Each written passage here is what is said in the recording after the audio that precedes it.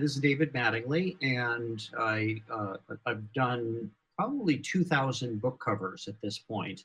I'm not as active in doing book covers as I used to be. I'm now pretty much a full-time teacher. I teach 5 classes, 2 at School of Visual Arts and 2 at Pratt Institute. And right now, with the social distancing and the shutdown of the schools, I'm teaching everything virtually. But I still do probably 5 covers a year or something like that. I've been lucky enough to be in the science fiction domain where they still use painted covers. A lot of the guys, the people who worked in romances, for instance, were among the highest paid people in the book cover illustration business, and that's been entirely wiped out by photography. It's just, pictures of guys with 6-packs hugging a model. So I feel fortunate. They still haven't figured out how they can, Photoshop up a science fiction cover that looks good. So I do that, and I teach. I've been I actually just listened to your interview with the Bain podcast recently.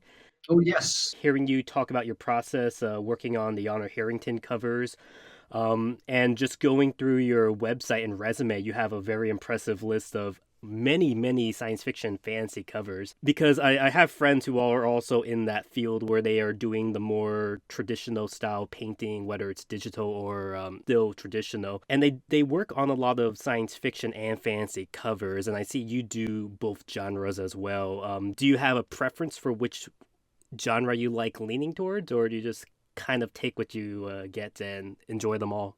Yeah, well, basically, I get assigned book covers, and whatever I get assigned, I'll take. I do enjoy doing humorous book covers, and I haven't been assigned those as much as I might have liked.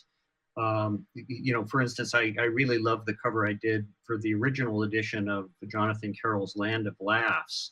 And I did some Esther Fresner covers, and I really, I enjoy doing them, and I think they're funny. But yeah, as an illustrator, you basically do what you're assigned, and I can request specific things, but I am sort of at the service of the book that I get assigned. So do you have an agent who seeks out these projects for you and assigns them to you, or is this more freelance? How does it work for you? Yeah, no, it's all been freelance. When I used to live in Los Angeles, now I live in Hoboken, New Jersey, so I'm right across the river from New York City. And when I was living in Los Angeles, I had an agent, and agents take 25% of whatever you make. And there was also this deal that if it was out of town, like if they got it for you in New York, they took a higher cut. And I just felt like she was putting me in positions, taking assignments that I really didn't like doing because they were for higher money. And I figured, well, I can take 25% less if I'm not paying an agent. And when I moved to New York, I moved to New York in 1987. And, there were basically 20 companies that did science fiction book covers. So I just made my way around to all 20 of them. In those days, you went around with a physical portfolio of actual paintings, which was kind of fun, and you'd meet the people face to face. Now I know there's illustrators that have never even met their art director, which is kind of sad. It was really fun. I loved taking in the painting and getting the art director's reaction to it. So those were good days when I did physical painting. But I should probably mention I was one of the first adopters of digital painting, and I tell my students now that I started working in Photoshop 1, which had one layer and it had one undo. Oh, wow. And they're all shocked. It's like, get out of here, one layer, one undo. How did you, it was very similar to painting, only you had all of those filters, so it was possible to play with focus and, and assemble things inside of the program, but you had to really make decisions. And now I'm actually very interested in going back and doing old-fashioned analog painting. And one of the things about being a teacher at School of Visual Arts is I'm able to audit the classes by this extraordinary painter named Stephen Assell. And he's all about painting, right? He owns a computer, but it's like he's forever wanting to go the analog route. Mhm. And I have gotten very interested in analog painting. And when I started out in illustration, I just anticipated my entire career would be spent as an analog painter. And I painted in acrylic and gouache in those days. And round about 1992, I can remember that date easily because that's when I married my wife, Kathleen. On our honeymoon, I went out and visited my brother John, and I didn't have $10,000 to save my life, and I asked him if I could borrow $10,000 from him, and he allowed me to buy an early computer. It was called a Quadra 900, if I remember properly, and it was a Mac computer, and I started painting on that and working in 3D, and slowly my entire practice transitioned from the physical paintings to the digital paintings, and I've been working all digital since that time, since about 1993. And that was when the digital tools were really primitive, and I think I was one of the first to do an all digital science fiction cover, and it was for a book by Fred Pohl called Gem. The cover's not very good, but it was the first. So Actually, I'm very curious about that because I also transitioned from traditional oil painting and inking to digital, where now it's all my art in the last few years has been completely digital. And I'm using, well, I can't afford the monthly subscription for Photoshop. I use Paint Tool Sai, which is a Japanese program, and I'm using a large Cintiq, which I use for all my drawing and artwork. And yeah. I'm not sure how it was back when in your days, like you were saying, how when it got started, it was kind of primitive. But how were digital artwork done? Was it done with a Cintiq stylus format, or? The Cintiq is a relatively new development, and that allows you to actually paint on the screen. And I don't own a Cintiq. I just own a Wacom Intuos, which is quite a bit cheaper and much lighter, much easier to carry around. And I've gotten used to not seeing my hand in front of the cursor. So at one of my schools, I'm forced to teach on a Cintiq, and I actually don't like it. I've gotten more used to it, and I can see how, if you were just entering into the digital painting realm now, a Cintiq tablet would be a really great intuitive choice because you can actually see where the mark is going. But I've just gotten so used to that that I haven't forced myself to learn it full time. And when the early Wacom tablets came out, I mean, I was looking for that because I've been basically trying to paint with a mouse, Mhm. which is really, really hard. Oh yeah, my brothers do it, and I'm impressed how well they do it, but I can't do Yeah. that. So when the first Intuos tablets, or whatever the Wacom tablets were called at that point, they had 512 levels of pressure, and now they have 4 times that, much more than that. And you would think 512 levels of pressure would be perfect, but it turns out that's nothing near what a pencil gives you. A pencil probably gives you 10,000 levels of sensitivity. So, every time the Wacom tablet comes out, as long as they've increased the level of sensitivity, I'll upgrade to it. I don't like all the doodads they add on the side of the tablet. I don't use any of that. I've Yeah, I gotten never so use used them. to using keyboard shortcuts, so I just turn them all off. And there seems to be a lot of emphasis on upgrading the tablets so that they have those side controls. But yeah, no, I'm grateful. It's much closer to painting. The one thing I like about oil painting is that sort of mess, where you got everything on the page and you can paint wet into wet. And there are attempts in Photoshop to allow you to paint wet into wet. But I feel as though this move towards making digital media more like analog media, you should probably just break down and do some painting in analog media rather than trying to mimic what analog does so well. Yeah. My emphasis has been on taking advantage of what the digital work does, and that's that you can change things and you can experiment. And when I would turn in a cover, if someone said, "Oh, we like this cover, but we wish it was all red," that would be terrible because I'd have to go home and you basically have to paint over the whole thing. But now it would be a matter of minutes if they wanted to tint the whole painting red. There's a famous story. One of the guys whose work I love is Drew Struzan, and he was one of the highest paid movie poster illustrators in the world 20 years ago, I guess. And he had a style where art directors were forever saying, "Oh, I like this, only I wish the head would be moved 1 inch to the left." And if you're doing an old-fashioned analog painting, the way you move a head 1 inch to the left is you paint out the head and then you paint it again 1 inch to the left. And Drew was very fast about making corrections, so he could put up with the endless corrections on movie posters that people would do. He did all the Indiana Jones covers. He did all or the posters. He did all the Back to the Future posters. Now all those movie posters are photographs that have been montaged together, and I really miss the old painted posters. They were great. I do too. Like I was looking at the posters for the new Star Wars movies, and I was like, they're not as good as the original trilogy posters that were all hand painted, and it doesn't have the same feel. Yeah, no, that's true. And actually, they made an effort to copy what Drew Struzan did with he would basically section up the painting and then set it to one color, like purple, or then one section of the painting would be red. And it was a really beautiful approach to color. It was a little bit like Sid Mead's approach to color.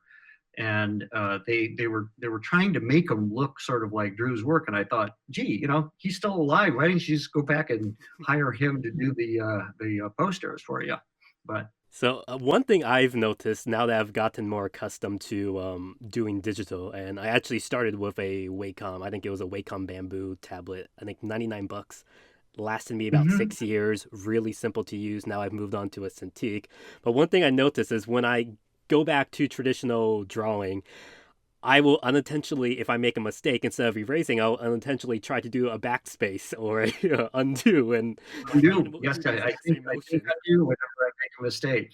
Yeah, Yeah.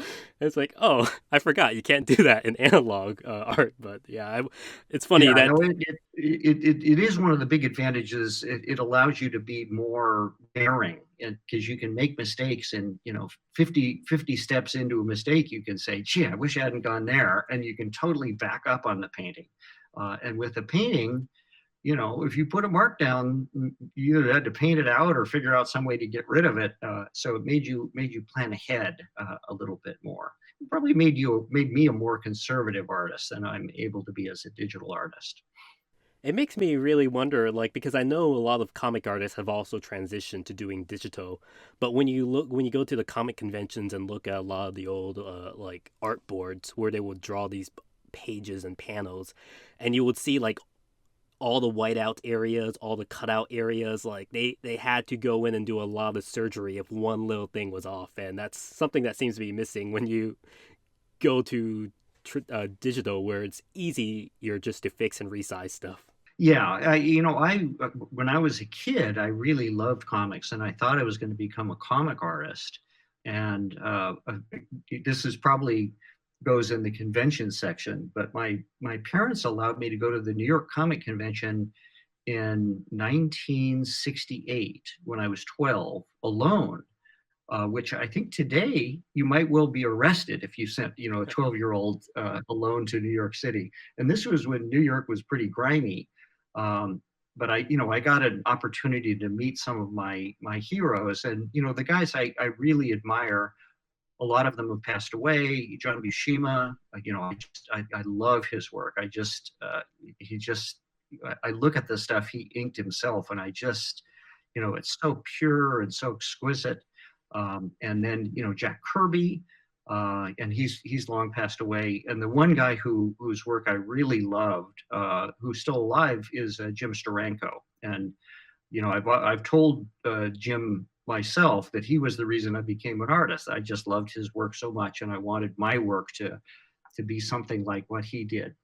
So Was there any I techniques but you learned from Jim, like looking at Jim's art that you carried over to what you do, even though you're working in a completely different, I guess, genre than him? yeah, I mean, with Steranko's work, you always had the feeling that he understood, every detail of the universe, and his machinery was particularly impressive. So my love of putting detail in the work and making it hyper realistic, I think, comes from Steranko's work. I was remembering his work is prohibitively expensive. I actually had, I know him, and I actually had thought about commissioning him to do a reproduction of "Behold the Savage Sky" that was from the Nick Fury books. And it was extremely expensive when Steranko's pages come up for sale on Heritage Comics. They're $50,000 or $60,000, and that's way more than I can pay. But he is the one guy. I do have a really nice page of Jack Kirby's work that's uninked, which I loved his original pencils, and almost all of his pencils are gone. And before John Buscema died, I caught up with him at a convention and commissioned him to do a Conan page for me. So yeah, I loved the old comics guys. I'm much less interested in comics today, since so many of my heroes have passed away. The other guy whose work I really loved was Joe Kubert's, and he insisted on inking himself, which I really loved. I love artists who you can see their own hand on the page, and we've kind of lost that. The new generation of stars are working digitally, and they got that digital color, and it's much slicker. And I don't know, maybe I'm just getting older, and I grew up with the comics that were on that horrible acid filled pages. But that's still the work that I find inspiration from. Oh yeah, same. Especially, I have a art book. I think it's called The Making of Watchmen, which instead of just having Mm-hmm. the scans of it, it's actual photographs of all of Dave Gibbons' original boards. So you can actually see every single whiteout area, every single erased area, all the bumps on the bristle board, and it's just beautiful to look at it in that form before it's all Yeah, cleaned no, up. yeah, I've got those same books. I've got I've got well, Steranko. They did this reproduction in full color of his pages of the Nick Fury Agent of Shield. I've got the books where they reproduced in full color the black and white pages that he did for Tarzan and for Enemy Ace. And none of those pages are within my grasp to buy. So having these beautiful reproductions of the original pages, where yeah, you can see every detail of his artwork. They're printed full size. I mean, it's a really nice movement, so that you can see what these guys, what their work looked like at full scale, and all of the exquisite detail that went into it. Now, speaking of comics, did you hear they're working on an Animorphs comic right now? Oh, no, I didn't know that. Yeah, I did the 52 of the covers. I didn't do the first two, and they'd actually assigned those to another artist, and that artist hadn't worked out. And so there was an art director named David Tomasino, and he had heard that I was working digitally, and so they called me in and explained to me the project, and then I went home and worked like hell to learn this very primitive program called Elastic Reality. And then I came back over the weekend, and then I had the first Animorphs cover for them. And then I was able to do them for, you know, 54 more issues, plus the Megamorphs and all of the breakout series of that. I believe your first one then would have been book number 3, where it was Tobias turning into a hawk. It was, yes. And I specifically remember that because I went, when I was a kid, I went to a bookstore and they were giving away that specific art as a poster for free. Um, and I Oh, remember looking at it and just getting the poster, not knowing anything about the book series. My mom didn't really like it, but I loved it, and I had it on my wall as a kid. I don't know what happened to it but I remember it inspired me. I wouldn't have even read the books until after looking at the poster for such a long time, studying all the details. And I'm not sure how much you know about the online transformation community, but I'm an artist within the transformation community, and we're a group of it's a community of people who are fascinated in the concept of transformation and trying to portray it in art. And artists like myself, we take a lot of inspiration specifically from your book covers because you portrayed it very beautifully. Artists, so on one hand, you have artists who draw it out, like myself, the step-by-step details, and on the other hand, we have what's called photo manipulation artists who would take themselves in different poses and try to probably use a similar program to elastic reality and move it around. But I'm not sure if you know about the online community, but a lot of people have been inspired by your artwork, so I just want to say that. Well, I'm very happy to see that. Oh, I love doing that series, and I've had a repeating dream all my life of flying. So I have had this feeling that I could become a bird, and the freedom that would give me. And since that was the first one that came down the pike for me, it was a very natural thing because I have an emotional connection to flying and being able to fly like a bird. And now, for I guess for the covers, because I know this was around the period where you started doing moving from traditional to more digital. So, I believe a lot of the humans were models that you got pictures of, and then you used the program to kind of blend them, and then you would paint over them. Is that correct? Yes, and basically, elastic reality gave you lots of tears in the imagery, but it gave you these incredibly interesting results. You probably are not. You're probably too young to remember seeing Terminator 2 in the theaters. And in Terminator 2, it was the first example they had of morphing. And elastic reality actually came out of the guy who invented the morphing program for that movie. And there's a scene where the guy goes through the metal bars, and he turns into a Silverman, and then he comes halfway through, and then he turns back into a human. And it just blew my mind that it was one of those moments in movies where it was the first instance where anyone had seen morphing like that. And it was like, oh my God, that's just now we've seen it so often that it's like, oh, they're morphing again. But initially, I got a copy of Elastic Reality, which doesn't actually exist anymore. But there's a number of things. After Effects, you can do it. You can do it inside of Nuke. So I mean, it's basically just grid warping something to assume the shape and then cross dissolving between those shapes.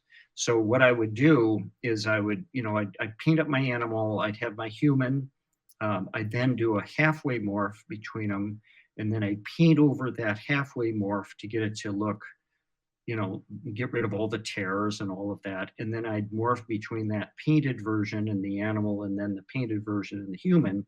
And that gave me 5 steps. So there was an awful lot of painting involved with it. It wasn't like, Elastic Reality would just spit out those steps for me. Yeah. So it was, it was an interesting program. And, I always tell my students, if you get an offer for something, don't turn it down. Like if it's something you can go home and work like hell for a couple of days and figure it out, it might turn into something quite wonderful for you. And you definitely pioneered that style of portraying shapeshifting because I think beforehand it was mostly smears or poof transformation portrayals. I actually cited you, used your artwork as an example. I just recently did a video essay on depictions of shapeshifting in fiction, and I really think after the Animorph book covers came out, almost every single portrayal kind of modeled your step-by-step sequences to now, if you've been online anywhere, the Animorph book covers have a meme status where people would just do their own morphs of like the president or an MMM character or a cartoon character into different forms. And Yeah, no, I have seen some of those, and I'm quite I'm quite honored that uh, that that has enough resonance for people. now, You know, I'm now old enough that I'll tell my students, I did those Animorph covers, and I have graduate students, and they'll go, "Oh my God, I read those when I was 6 or something, and they were a great influence on me." So yeah, it's fun. now I heard you weren't in much communication with the author when you were doing the covers, and you didn't really read them till afterwards. But have you had contact with her since, and have you actually read the series since? Yeah, Catherine Applegate was always very good to me. She sent Christmas presents to me. I have learned over the years that you need to be observant of how much communication the book company wants you to have with the author. So, Scholastic didn't really want me to have a lot of contact with Catherine Applegate. And they gave me cover descriptions. They basically told me what morphs they wanted to have done, so it was a one-page cover description. That isn't usually how I work. Usually I read the entire book and then prepare a series of sketches. But the more important a book is to the book company, the more they'll cover conference it, and the more the vice president of the company or whatever will have his input. And actually, the less important the book is to a company, the more control an illustrator has over it. And the Animorphs covers, I think, had become very important to Scholastic. So I just they gave me a cover description. I did read them after the fact because I love the books, and it was interesting to see how my portrayal had worked into the final piece. So yeah, If I remember, I you also visually represented the aliens. I think officially, you were the first to actually draw and represent how the aliens looked from prose oh, to who did visual the form. yeah, yeah, I did the Yerk, and I did I can't remember what the name of the alien was in You the did the that I had Analytes, cast. the Hork-Bajors, I think. Yeah, yeah. So yeah, I did get descriptions of that. I don't think I ever got final manuscripts on the book, so I had to read them after the books came out. Now, I'm actually curious because I know, I guess for people who might know your artwork, you hide Orson the cat in a lot of your book covers. Well, And in all of my book covers. yeah, and the fact that Animorphs is a series about transforming to animals, were you able to sneak Orson in all the Animorph book covers you worked on?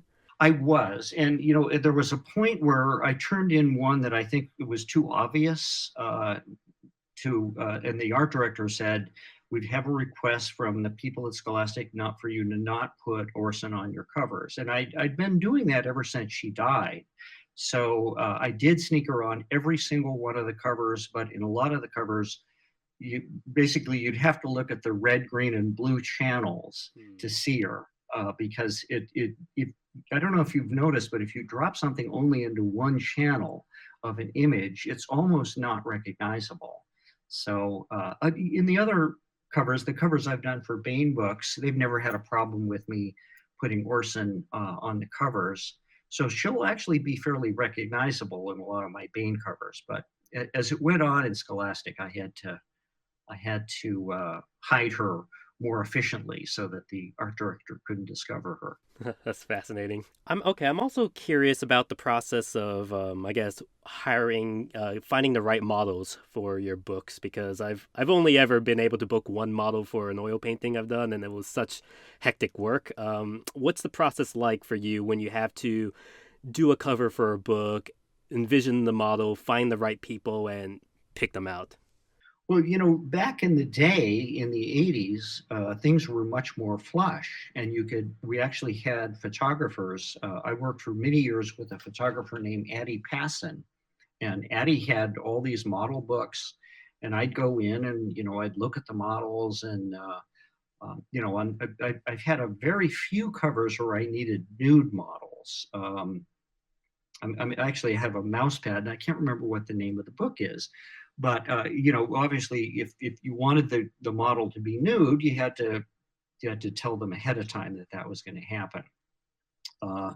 But with Scholastic, they wanted input on what models I use. So they basically had a cattle call, which I'd never experienced before. And they had 10 or 12 models for each character. And they went through and they picked out the one that they wanted. And then basically they hired them, and I shot them with this photographer, Eddie Passett, who's since passed away. But nowadays, there really isn't much of a model. There isn't much of a budget for models. And I just did a cover for Baen Books, and I just used two of my neighbors who were good for it. And I have gone on Craigslist, and there are some modeling sites, and I've had really wonderful models come in. I don't pay them as much, back in the day, if you wanted to hire, for instance, a Ford model, it would be $200 for the hour. And, that's going to cut way too much into my cover budget. So, I generally pay $50 for the hour for the model. And a lot of these models are very grateful to have the opportunity to be on a book cover. So yeah, model budgets, they're kind of a thing of the past. You used to I actually used Fabio on a couple of my covers. I don't know if you remember him from his romance career, but he was a working model, and he was in fabulous shape. I used him for the Pellucidar covers that I did for Ballantine books. And he was a wonderful model. We just very cooperative. Now, I'm guessing for series like I guess Animorphs, where the characters are younger teens, eventually I guess the models would age up. Did you have to deal with finding replacement models as the original models started aging out?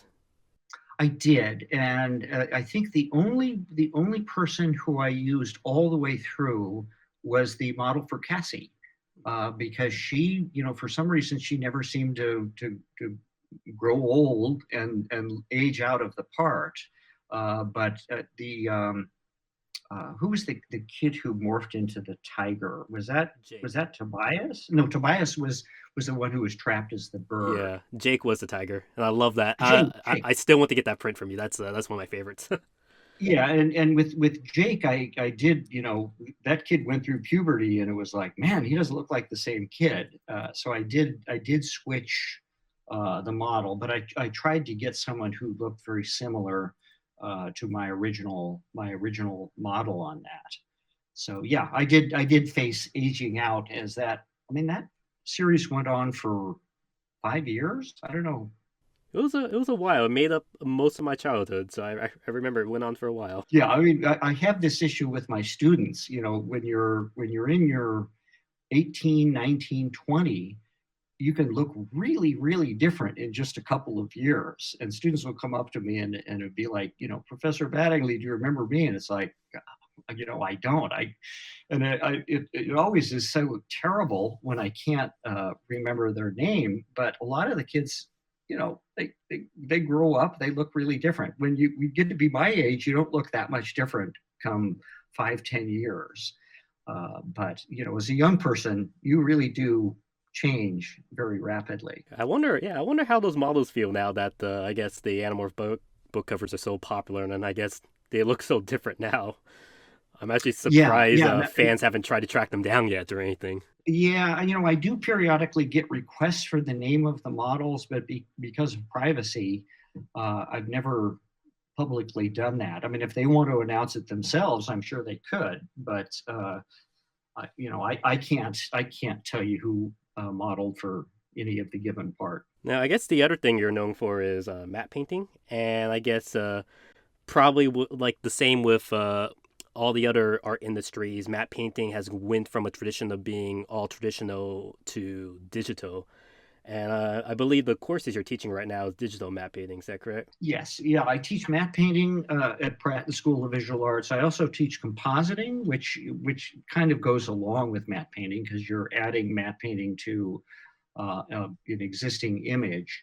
And then I also have an animation studio where I work with students over a period of 2 semesters to get a short animation completed. But yeah, and I wrote a book on matte painting called the Digital Matte Painting Handbook, which I'm very proud of. And yeah, I tell my students, because I do talk about these analog matte artists who I really admire and loved. And one in particular, Peter Ellenshaw, I worked with at Walt Disney Studios. And he was one of the most amazing painters I've ever seen. I just, I adore his work.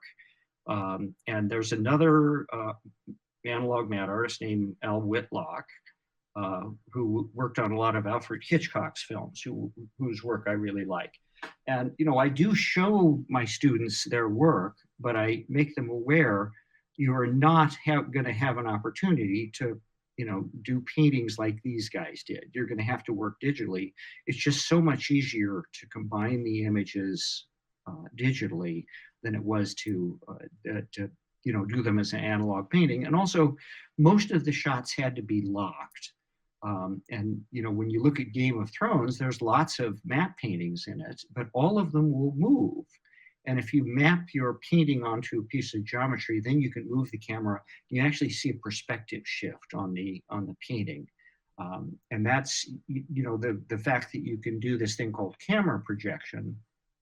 It's one of the reasons that matte painting has remained a viable art, even if we've moved into full 3D, because it's so much easier to get a painting of a thing that looks realistic than to go through lighting and rendering and building geometry and all this.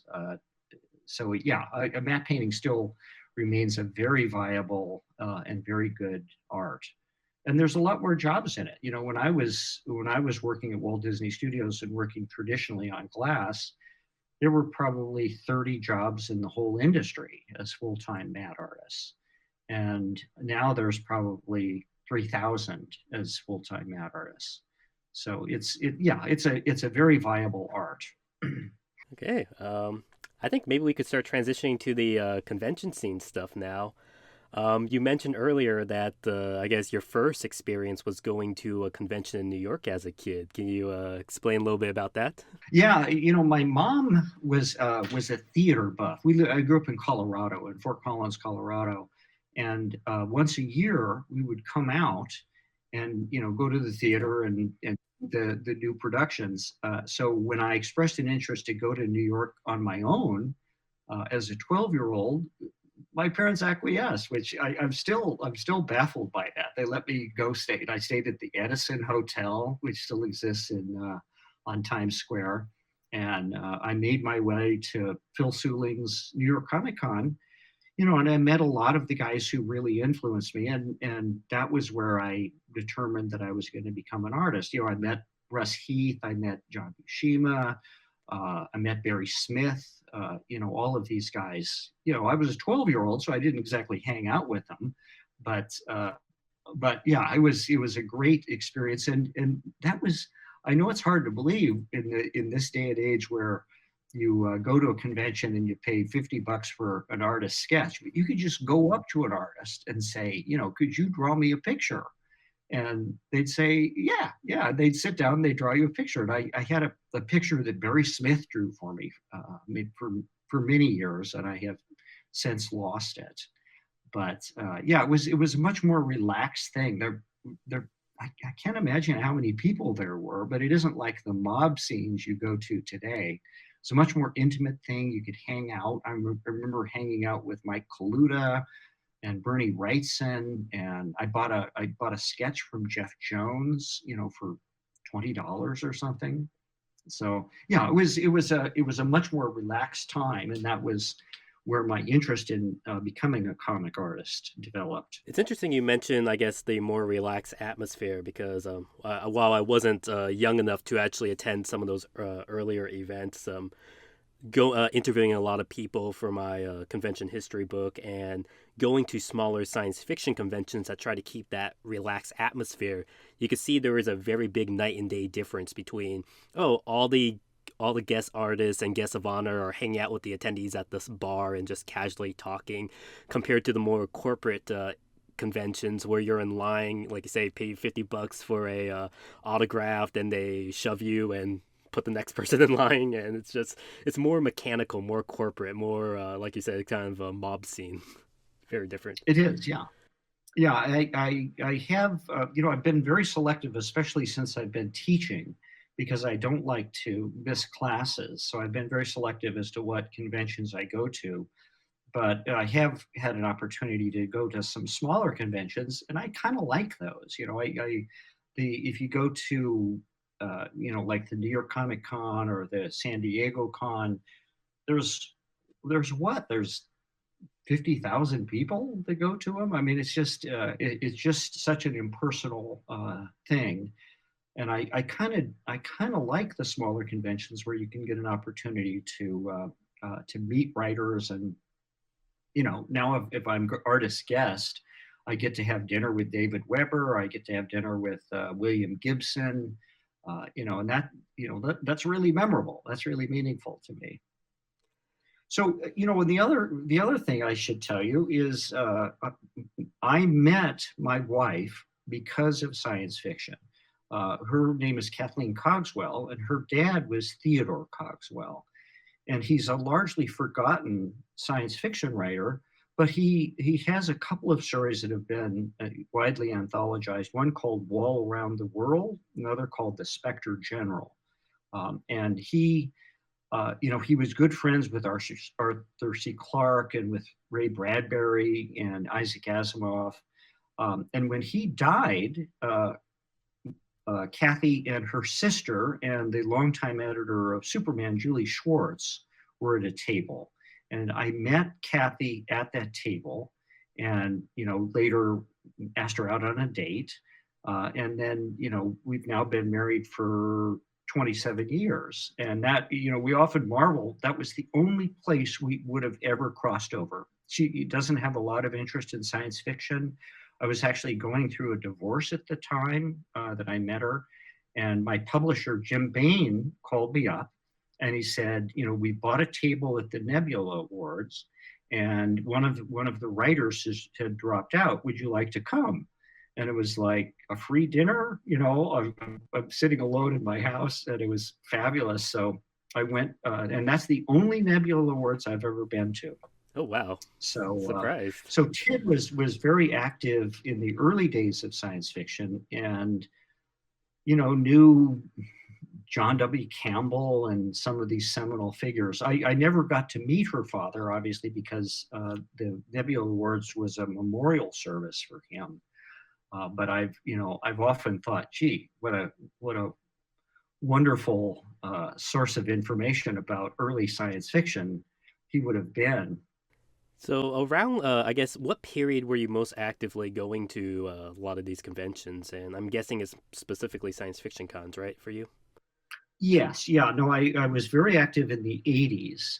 And this was right before the digital age. I mean, one of the reasons I don't go to science fiction conventions as much as I did in the past is there's so much emphasis on non-original artwork. You go to the art show used to be the heart of these science fiction conventions. And it would be all original art, and you'd see, originals by Mike Whalen and Jim Burns and Barclay Shaw and Tom Kidd. And I got to hang out with all of these guys at these conventions, and you'd see original paintings. The last couple of art shows I've been to, there have been almost no original paintings. I miss seeing the original artwork, and I'm just as guilty as anyone else because I made the move to digital work. But I don't, when I go to cons, I don't put up prints of my work. I have this process where I can make 3D lenticular scenes of some of the paintings, and as you walk around them, they actually the elements parallax against each other, and it seems like there's a three-dimensionality to them. And also, those you cannot reproduce. If you put them in a scanner, the scanner basically goes nuts because you're looking at 5 different images. So that's been my solution to sell, lenticular prints, and they're all handmade by me.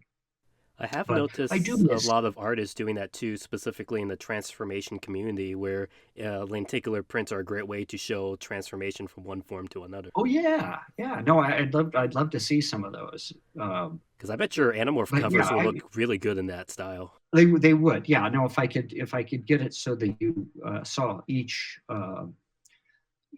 position in the morph clearly, so it would be an animated lenticular screen rather than a 3D lenticular screen. I've also noticed that as well, and I guess during the course of my my history research, I kind of theorized why science, I guess the art show and science fiction, the science fiction scene kind of dwindled. It was basically because the comic scene started growing really big, and the artist alley developed in the comic convention scene. Meanwhile, the Japanese anime cons came to America and developed their own concept of a fan art artist alley, and I think those things really overshadowed what used to be the art show. And the few science fiction cons that remained eventually adopted a lot of those models, so it kind of pushed out a lot of the original artwork more towards print. But I've noticed that Yeah, and transition as well. and a lot of the guys move digital. I mean, Mike Whalen still paints traditionally, and I'm trying to. I mean, Jim Gurney obviously paints traditionally, but one of my closest friends is an illustrator named Steve Ewell, and he and his brother used to paint together. And they did physical painting. Now Steve is all digital. Um, Barclay Shaw, who's a very close friend of mine. I loved his physical paintings. He just had this wonderful take on color and on the human form. And he's now working entirely digital. So, things have been lost in that I love the physicality of seeing how someone actually would paint these covers. And since so many people are working digitally at this point, you don't have that same art show. I wish they would make art shows so that you can't enter the art show with prints. The end, period.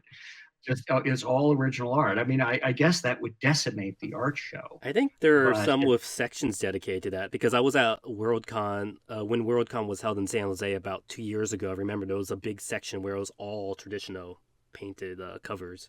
So that's I good. think Yeah, some and preserve it. there's a convention called Lexicon that's held, I think, in Pennsylvania. And Julie Bell goes there. Boris Vallejo, who still paints traditionally. John Harris, another guy whose work I just love. I mean, his work is just spectacular, and he still works all traditionally. So you can go and ooh and ah over their booths of paintings.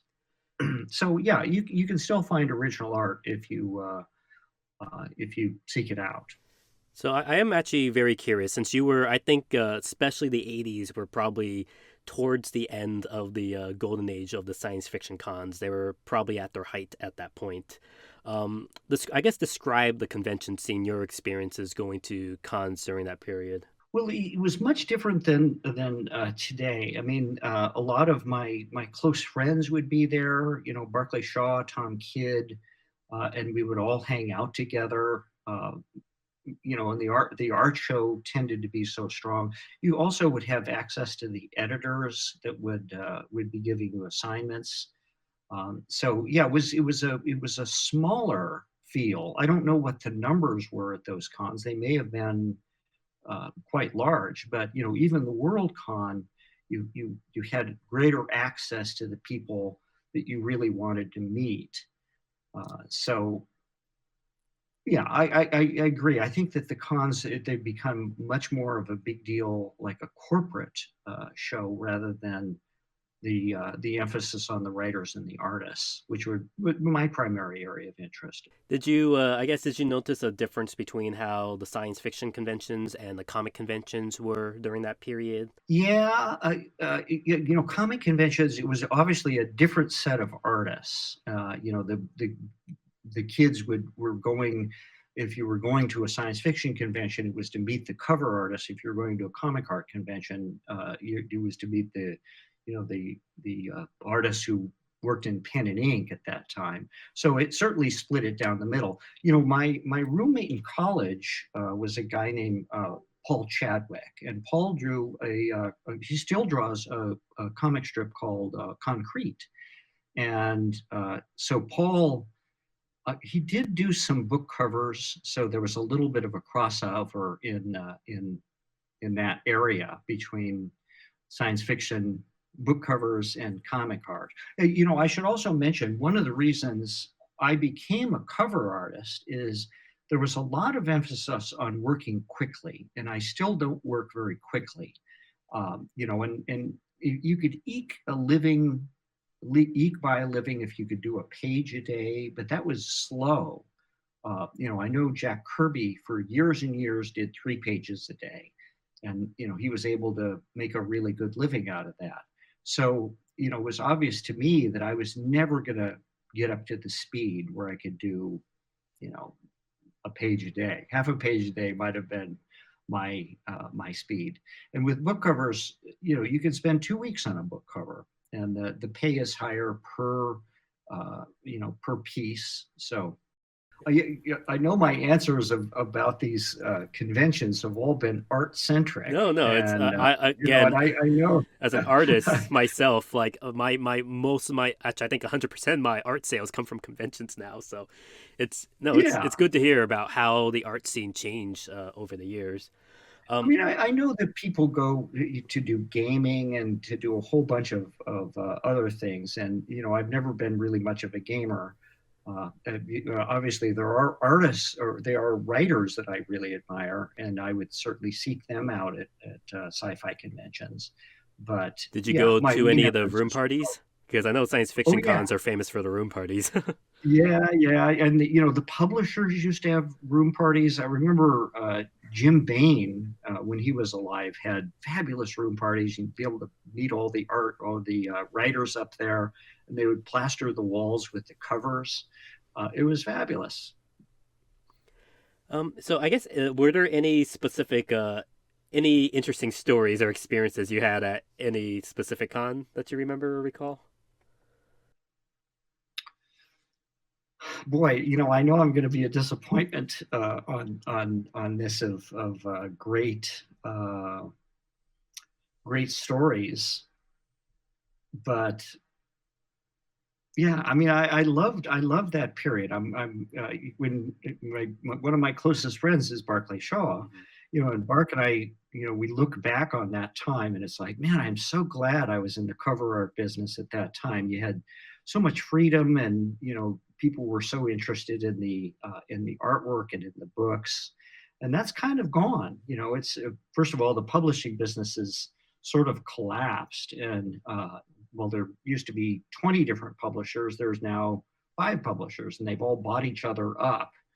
And there used to be a distinctive look. One of the first assignments I got was from Daw Books, and that was Don Wollheim's company, and it had the yellow spine. And there was a lot of criticism because Don had yellow spines on all of his books, and so they later on abandoned the yellow spine, and now Daw Books look like everybody else's books. So it's like I love the era when you could actually tell what company a cover came from by the cover design.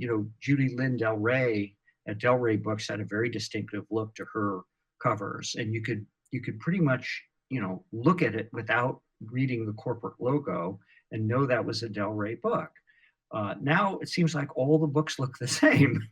So I don't know. Maybe that's by design. Maybe they've proven. I was wondering that too, because I was looking at Asimov science fiction. I was looking at Analog and all these different science fiction magazines. Then I went to the back and realized, oh wait, they're all owned by the same company now. Yeah, that's too bad. I know there's a reason why everything has to be bought up and become one company. But the company I work for the most is Baen Books, which is run by Jim's widow, Toni Weisskopf, and they have a very distinctive look. They're one of the few companies that have maintained their independence, and the look of their books. You can tell a Baen book just by the design, just by, basically how things are laid out. And they have a stable of artists, and luckily I've remained one of them over the years. Yeah, I But know Bane yeah, Books is really big, specifically continuing the space opera and hard sci-fi genres of science fiction. How did you there actually is, yeah. how did you actually get involved with them? You said you knew Jim Bain before, right? Oh yeah, no, I did. Jim was an editor at Tor, and then Tom Doherty gave him an opportunity to create his own line, and I did the first cover of a Bain book, and that was for Poul Anderson's Fire Time, and Jim actually used that as the announcement of Bain books, and I worked for him for, I don't know, 20 years probably. He died of a stroke. It's very sadly, I mean, he was a young man. He was only in his 60s when he died. But yeah, I mean, and Jim was a fabulous art director too. He didn't have a formal art training, but one of the examples of his great eye, and he would also give you actionable things. One of the things that's very frustrating for an artist, as you must know, is if a client comes to you and says something that's not actionable, like that's not romantic enough, or what does that mean? How do I add some romance to this painting, right? You've got to have something specific. And there was a book called Doc She, and that was spelled Sidhe. And I wanted to do it as a pastiche of a Doc Savage cover. And I turned it in, and the guy had a white shirt.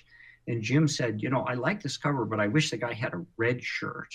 So I went home and I painted the shirt red, and it was like, yeah, that's totally what made that cover really terrific. So yeah, he had a great eye, even though he wasn't a formal art director. And one of the joys of Bain Books is if he liked the cover, that was it, right? It didn't have to go through a cover conference and 25 other people looking at it. He was his company, and he made the final decisions. That sounds great. Just curious, what are your favorite subjects to draw for a book cover? Boy, what are my favorite? Anything I haven't done recently. I do like spaceships, and one of the things that's interesting about David Weber is he has such a fan following. I'm always very conscious of not getting something completely wrong on the covers. And actually, when David was first published, he'd gone through a couple of different cover artists, and the cover that is on Honor Among Enemies, which was my first David Weber cover, I turned in for another book, for a book by Elizabeth Moon. And Jim looked at the cover sketch, and he said, keep that sketch. We're going to go with something else for this Elizabeth Moon cover. But the next David Weber book that comes around, that's going to be the cover. Because they'd had some very weird covers before on David's books, and actually by some very fine artists that just did not turn out well. And the most famous one is, I can't remember the name of the book, but it had Honor Harrington looking like Michael Jackson.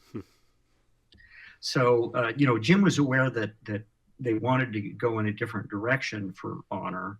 And when I turned in that cover for Honor Among Enemies, I know David loved it. I paid particular attention to get the uniform right. And I know Jim Bain liked it. And some of my favorite covers that I've ever done have been for that Honor Harrington series. I really, I love it. And I look forward to every time David comes out with a new incarnation of the character. Now, I guess, do you try to read all the books that you work on, or? I do. Okay. Yeah. No, it's been a tradition in the science fiction community that you read the books, and the Honor Harrington books are obviously very important to Bain Books. They end up on the New York Times bestseller list, and that's got to be a big deal for them. But still, I get an opportunity to submit sketches. I generally submit 4 different sketches on a project, and then they don't cover conference them, and they allow you to read the book, and that's just always been in science fiction. So Oh, that sounds fascinating. Do people still seek you out and try to get you to do covers for them? Like, aside from the projects you're working on, do you have people just coming to you saying, "Hey, I love your stuff. Could you do a cover for this book?" yes, I'm more than happy. I have done some covers for self-published authors. And a lot of times, I obviously I ask for basically the same fee that I ask for a professional cover, and that can be a stopper. But if you're a self-published author, the, a lot of the covers that come, just as sort of stock covers, look really terrible. And Yeah. I think it's worth it to get a good cover on your book, because that's your primary selling tool. You don't have any name recognition, so if you've got a great cover on your book, I think that's gonna go a long way. So yeah, I do self-published authors, although I I generally ask for the same amount of money as I get for a professional cover. I'm actually curious about that because I guess a lot of my friends who do do covers for books, they have their own commission rates. But I noticed within my friends who are in the comic scene, a lot of them there is a more or less an industry standard or guideline per page per cover. So for you, is there like an industry standard you follow for the book covers, or do you have your own set commission rates? Well, I may be a little higher than the industry standard, but the industry standard for a book cover is anywhere between $2,000 and $4,000. And the surprising thing is budgets have actually gone down over the years. There were a number of artists who were getting you know twice what I mentioned there, and I think with rare exception, companies are reluctant to pay that, and some of the bigger companies have actually put downward pressure on their cover budgets. But that's unfortunate. I love the rising budgets on covers and competition to get a particular artist on a particular book, because they knew that artist would sell the hell out of the book. And so yeah, it's gone down somewhat. I am curious how you, I guess, see the future for the science fiction fandom and community continuing because I guess if you look at the convention scene, for example, science fiction cons were the cons. They were the default genre, all encompassing cons. And then eventually they became the niche as the Comic Cons kind of absorbed the mainstream focus and you started seeing science fiction cons dwindling to just a few thousand while the Comic Cons are in the 5 6 figure attendance rate. Do you kind of see the same thing happening with the entire fandom in general? Do you see it kind of diminishing, or do you see it still strong but just not as active as the comic book fans are right now?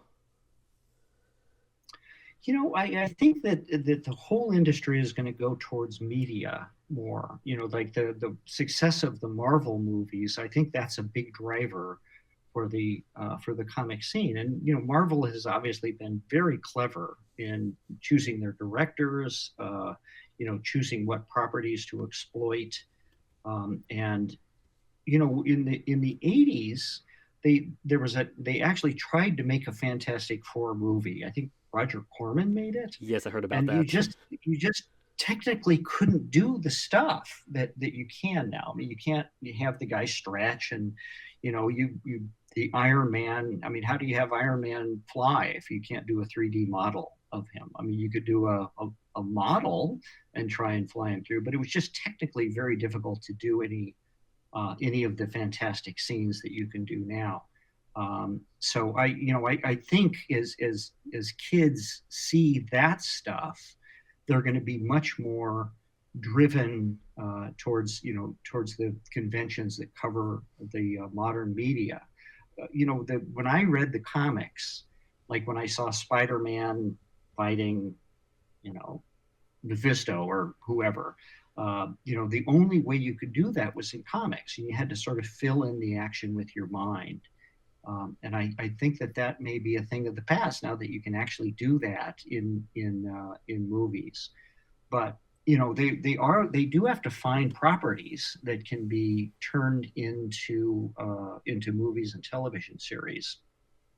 And I think books are still probably more difficult to do than a graphic novel. The graphic novel, it's much easier because it's already visualized and you can see exactly where it's going to go. And that's why so many of the series have been based on graphic novels rather than books. But obviously, the success of Game of Thrones may make people dig into written properties more, and then that may revive the scene. But I wonder how many people who watched Game of Thrones and loved it have read all of George R. R. Martin's books. So it's a different culture. The movie of the book and then actually reading the book. I think people are just reading much less than they used to. It is strange that it seems like, because so I like the Alan Moore school of thought, where each medium has its unique highlights and each medium has its strength. So one medium shouldn't try to emulate another. But we're in a period now where it seems like the default is, whether you're making a comic or writing a novel, your end goal is to eventually get that made into a movie, because that's where the marketability and ability is in the franchise. Have you Where the noticed big that money shift? is, yeah. It's like, have you noticed that shift where instead of trying to create something that's unique to that specific medium, everyone's trying to make something that is intended to be adopted into a TV series or a movie? Yeah, yeah. I mean, I still think that probably the artists, like George R. R. Martin, like oh man, the guy who wrote Watchmen, who refused to have his name Yeah, on Alan the Moore, that's the new guy I was HBO, just quoting. Alan Moore. I mean, these guys they're not thinking, oh man, I'm really going to clean up when they make a television show of this. They're thinking, I want to make a work of art. I want to make something wonderful. I want to, make a complete world. So I still think that the real artists are not going to have their eyes on, a big paycheck. They're gonna be driven to produce the art that they're going to produce.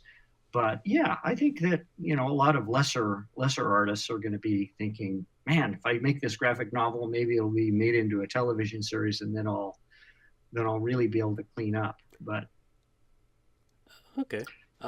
trying to copy what someone else has done. I've been reading a lot on George Lucas's original Star Wars movie, the one that came out in 1978. It was the first one, Yeah. and that had such a troubled production. And at one point, the studio thought that it was so terrible that they were going to release it direct to video. And it's like that, this guy, George Lucas, had this vision of this complete world, and that it sparked this revolution in movies. So it wasn't like George ever thought, oh gee, I'm gonna clean up and make billions of dollars on this thing. He was an artist. He was trying to make something unique and interesting in itself. So I think copying other people's work or trying to write for a market is never really the way to make something unique. Yeah. That's how I always felt, especially after reading the story of how Alan Moore, after his experience with Watchmen and V for Vendetta, he's kind of staved off all the film adaptations to the point that he lets all the artists take the money from any revenues the film make and takes not a cent for himself. So Yeah, no, I saw that. I mean, I actually like the HBO series of Watchmen a lot. And I saw that Alan Moore had taken his name off of it and basically, I guess, gave all of the revenue to Dave Gibbons. Yeah. And, if you read that Watchmen graphic novel, it's still far and away the best adaptation. I mean, Zack Snyder's movie, there was no possible way to do justice to that 12-issue Watchmen series in 2 hours. So, I feel sorry for the fact that he tried to do it in such a truncated period of time. It's visually interesting, but, you got to read that Watchmen novel. I mean, it's fabulous. Oh, it's The fantastic. original graphic novel. I'm actually working on a video essay right now analyzing it because it's so dense. Like I'm seeing new things over and over again. Like I never realized how many smiley faces have been hidden in every single image. Like every electric socket is a smiley face. It's and the word I'm actually that's the one thing where I noticed that the comics medium really stands up is the wordplay aspect where Alan Moore will write a word and then Dave Gibbons will visually represent that word with an image that's completely different but has the exact same meaning. It's just crazy how intense that book is. Yeah, and it was a perfect matching of an artist with a writer. You know, the other thing that really impresses me about the end of Watchmen is so many series, they promise you a big ending and then they can't figure out how to deliver it. And I think that the HBO series, you know, I liked it all the way through, and then the ending comes and they promise you this big ending and they don't really deliver it. In that graphic novel, they deliver the big ending, Yes. right? I mean, it really is, it's an incredible, perfect big ending for, you know, this, you devoted 12 issues of this very dense narrative. So yeah, I think it's a work of genius, and I, you know, I admire Alan Moore. I'm not sure that he had anything to be ashamed of with this HBO series, but I understand why he took his name off of it. Now, I guess as a creator yourself, have you ever had interest in working on your own property, like writing your own story that you would do your own art for? You know, I actually do have a short animation that I'm doing at School of Visual Arts. If you teach classes, you also have an opportunity to take classes. And I had an idea for a short film, and I have been working on that for several years. I had a bit of a bump in the road. I've had a congenitally bad foot, my left foot. Ever since I was a kid, I had a flat foot. And then in my 50s, the foot started to fall more and more. So last summer, I had an operation on my foot that fused it. And the weird thing about this operation is you have to stay off the foot for 3.5 months. And if you take even like a single full step, it can break the fusion, and then they've got to do the operation again. So I was very, very careful to just lie in bed and not put any pressure on it. But yeah, the one property I would like to finish is I'd like to finish this narrative. I think it's really good. It's something that comes from my heart. So I may, if everything gets back to normal again after this coronavirus passes, I may be able to go back to school and actually finish this narrative. That's fantastic. I guess any previews you could give us about what the project's about? Yeah, it's a bird and a robot on a flyer that battle through different dimensions so that the bird can get back to its home spire. And you know, to me, it has a lot of meaning in that, you know, I have a real feeling that we are screwing up the earth, and that, you know, the climate may be changing so radically that, you know, if you have kids, you're going to leave them this completely destroyed earth. And you know, this, to me, this was a metaphor for what's actually happening in our planet, which I'm very concerned about. Not that I know what to do about it, but yeah, I am concerned about the future of the planet. Yeah, I think we should all be. Yeah. I guess before we wrap up, I do actually have one question as an Animorphs fan, and I'm wondering if you know the answer to. I noticed for I guess book 5, the release cover was the one where Marco's turning into a gorilla, but I've also seen that there are alternative covers of him turning into a lobster. Do you know any reason why there ended up being 2 covers for that specific book? I do. The Marco was a Hispanic kid, and they were concerned about him morphing into a gorilla. That it was just, you know, it was politically incorrect. So I did another version of the cover where he morphed into a lobster. So the gorilla cover did go out. I've kind of lost track of all of this. Or did just the lobster cover go out? I've only just known the gorilla cover. In fact, I've never seen the lobster one until I looked through your gallery. And I think there are some Animorph fan websites that do have really low res pictures of the lobster, but I've never seen the lobster physically in real life. So Oh, well, yeah, you know, I didn't really know what the fate of that was. You know, Scholastic was very generous with me. So if they asked me to do another version of the cover, it was like, yeah, I'll do another version of the cover. So, which is funny um, because I honestly like the lobster one. I might be the weird one because I know most people who love Animorphs or shapeshifting, they like transforming into like the big powerful creatures.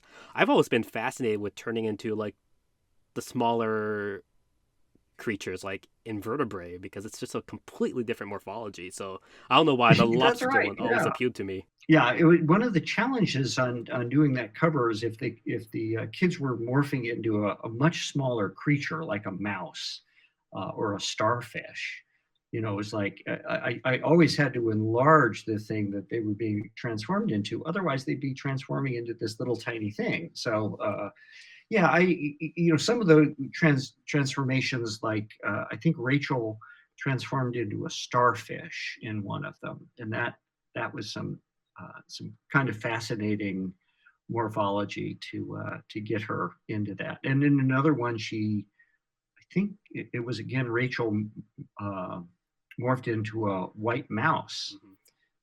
So quite a size change between those two. I really love the one with Marco morphing into a cockroach too. Like Oh yeah, like that's right. Yeah, and the cockroach is quite big on the cover because it couldn't be real world it's size. funny. I'm afraid of especially as a kid, I was afraid of cockroaches. And but when I went to the library and I saw that book, even though I was still about I think 15 books behind, I instantly went and checked that book out just because I love the cover. And I know my mom freaked out about that because I was raised in the Taoist family, and in some versions of Taoism, reincarnation's a big thing. So, but I just love that concept, especially the cover. It's really fascinating. Yeah, cool. I got to admit, I if I was going to morph, I would want to morph into a tiger Yeah, or a bird or one of the, you know, one of the larger creatures. But I admit I'm the yeah, weird one. I know that. it was an interesting. Also, creatures that had, you know, additional arms and legs. It was like, how do I morph something that, you know, humans have two legs and two arms into something that has six legs or eight legs, and so I always struggled with that. Actually, yeah, I guess if you care to indulge me, because I just released a video essay about a week ago talking about depictions of transformation in comics and anime and animation, and I talk about when it's a human transforming into a animal that has a lot of anthropomorphic features, the transition is smooth. It can be depicted smoothly, but when it's something like an invertebrate or even transformation to an object, because there's not as many corresponding humanoid features, there becomes that sliding scale of the uncanny valley and horror feel and the nightmare feel. And that's something I notice within the transformation artist community that's very very hard to try to avoid or get around. So I was wondering how you were tackling it because I know specifically the Animorphs are a kids series, and you have to make sure that the covers do appeal to kids and don't scare the kids. So how did you approach that for something like a cockroach or a starfish and stuff? You know, with the starfish, since the starfish has five points, it was actually fairly easy. And I think I had Rachel sitting in a like a lotus position on the floor. Um, but the cockroach, it was always anything that had more arms and legs. It was always problematic. And generally, I would figure out the morph in sketch form. I actually have black and white pencil sketches, and that's what I would submit to the art director. Oh, by the way, I should mention the art director on that was a woman named Karen Hudson. And she did a fabulous job. I always loved the design of those books, and she designed the logo to it Hmm. too. So yeah, it was a joy to work with her because you know, I turn in artwork. I don't do the cover design or add the type or anything. And it's always nice to work with an art director who's like, oh yeah, that cover looks great. So Do you still have it those doesn't always black and happen. white sketches? Because I'm sure a lot of people would love them, love to see them. I do. Yeah. No, my wife and I are cleaning out our basement and I still have all of those, or a bunch of the black and white sketches for them. So, That's fascinating. Yeah, if you ever hey, where, post them, that'd be great. I would even buy some if you have some original art. I would love that. You know, I'll dig through that and see if I can pull up some, and I'll send you scans of it. But your video essays, where do you post them? I'm actually starting to post them on YouTube. I normally actually do talks like speeches on topics at conventions, but because the convention scene is closed because of coronavirus, I've been trying to transfer them into video essays, and I just made one, the new one. I just posted on my YouTube, so I'm still new to YouTube, and it's under the same name, TransformARTive. Specifically, the one I just had up. There an anime just came out where a guy turns into this big dog plushie type fursuit creature, Oh, and it's very very weird because like okay, you have shows where people transform into animals, but this guy is turning into a large humanoid inanimate object. And because I'm just so big into shape shifting and fiction, so from old mythology to the modern day, I've been tracking every single form of shape shifting. My personal favorite is actually exploring more inanimate. Like when a human turns into an animal, they still kind of have like some function or form, but when they turn to something like an object, and they still have their consciousness, it completely changes the dynamic of the story. And the fact that this anime was focusing on that, I was like, oh, there's a lot of tropes in here I noticed in other work. So I just quickly threw together a really rushed video essay just because I wanted to portray it. cool. Could you send me a link to that? I'd love to see Yeah, it. sure. It's not my best work, but I'll send it to you. Okay.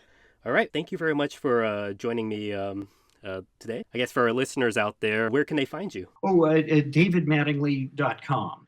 Anything you'd like to www.davidmattingly. anything you'd like to plug before we go? No, I mean, you can go on there. I have basically every painting I've ever done, and you can buy prints of the paintings. So feel free to go on there and scour it. I also have all of my sketches. I don't have the Animorph sketches up, but I have a lot of sketches for other projects that I've done over the years. So yeah, take a look. All right. Thanks a lot then.